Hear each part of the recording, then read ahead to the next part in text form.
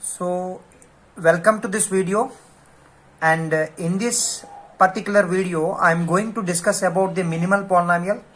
So why this particular minimal polynomial is required, right? Generally, so our main intention is to understand the concepts of encoding, decoding and error detection and error correction by using BCH codes and RS codes, right?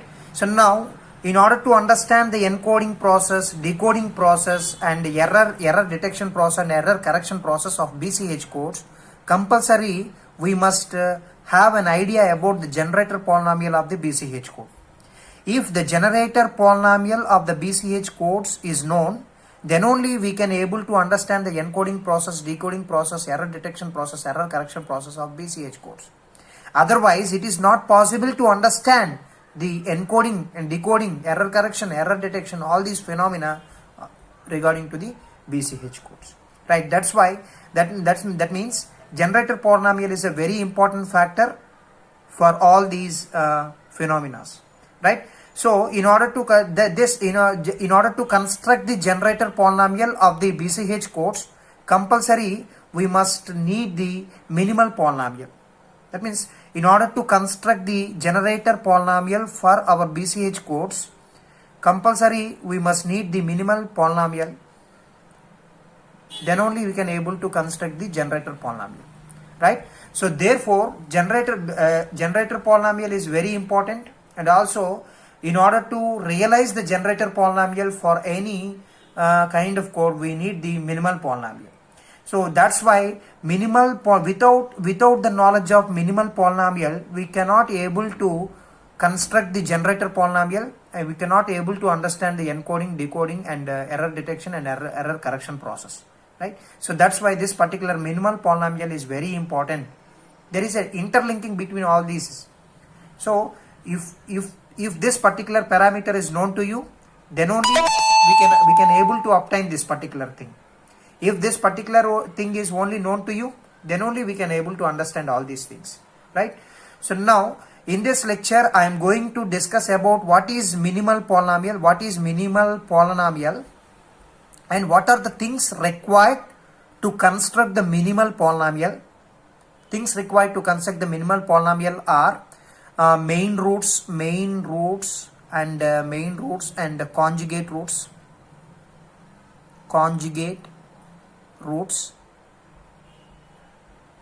and next one is construction procedure of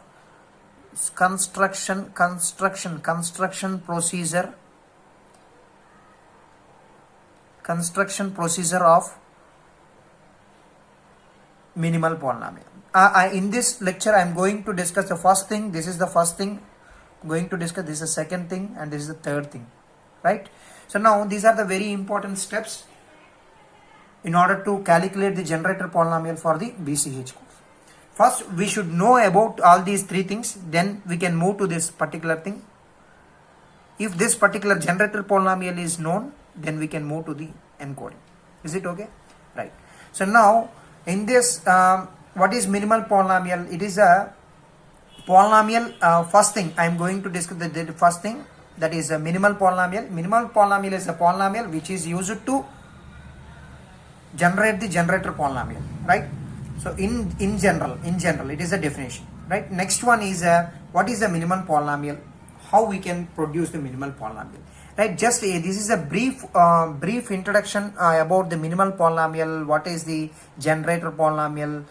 What is the Galois field? What is the relationship between Galois field 2 power 3 and generator polynomial regarding to the Galois field 2 power 3? And we know that Galois field 2 power 3, in this particular Galois field 2 power 3, there are 8 elements.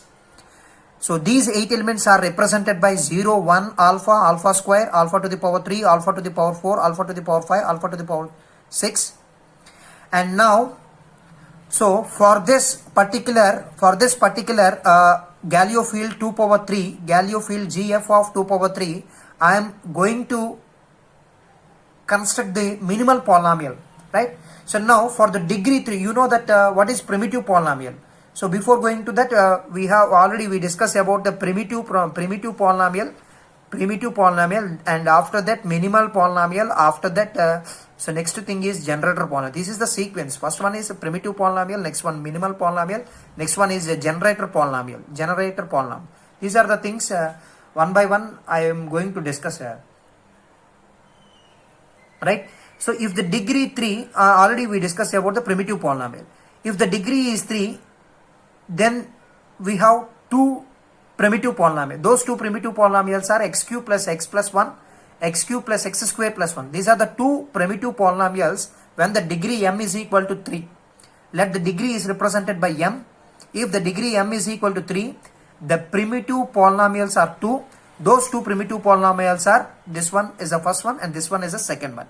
Right? If the primitive polynomial is, if you consider this one as the first primitive polynomial when the degree is equal to 3, and this is the summary table. This is this one is the summary table. When if you consider this one as a first primitive polynomial, then this one is the minimal polynomial table for the GF of 2 power 3, right? And now out of we know that now we have 8 elements are there in the Galileo field 2 power 3. Out of these 8 elements,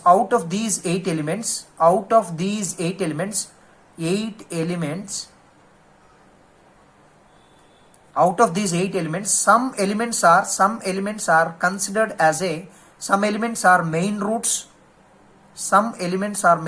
or basic roots, and some elements are conjugate roots, right? So now here all these elements are now 0, 1, alpha square, alpha cube, alpha 4, alpha to the power 5, alpha to the power 6. All these are the different elements of the Galileo field 2 power 3, right? So now all these elements are listed here in the first column, right? So 0 is the first element here, and 1 is the second element here, and alpha is the next element here, and alpha, I am skipping this one, and next element is the alpha cube. Out of 8, I represent only here 1, 2, 3, 4 elements here. And now if you consider the alpha as a main root, then these two are the conjugate roots. If you consider this one as a main root, these two are the conjugate roots.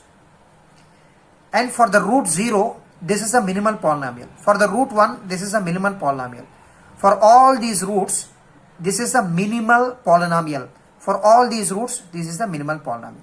Similarly, consider the second primitive polynomial. For the second primitive polynomial, the minimal polynomials are listed in this particular